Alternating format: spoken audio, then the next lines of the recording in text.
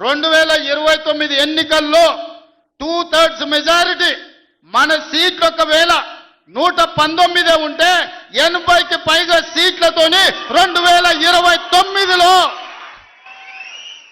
మా ప్రభుత్వం ఏర్పాటైంది. ఒకవేళ 153 సీట్లయితే 100 పైగా సీట్లతోని 2/3 మెజారిటీతోని తెలంగాణలో రెండోసారి కాంగ్రెస్ ప్రభుత్వాన్ని తెస్తాం. ఇది మా సవాల్. చంద్రశేఖరరావు గారు, తారక రామారావు గారు, హరీష్ రావు గారు, దయాకర్ రావు గారు, ఇట్లా చెప్పుకుంటూ పోతే వినోదరావు గారు, కుక్కట్పల్లి కృష్ణారావు గారు రాసి పెట్టుకో. 2029లో 2/3 మెజార్టీతోని ఈ రాష్ట్రంలో కాంగ్రెస్ ప్రభుత్వాన్ని ఏర్పాటు చేస్తా. ఇదే నా సవాల్. శాతనైతే కాసుకో బిడ్డ, నీ రాజకీయం ఏందో నేను చూస్తా.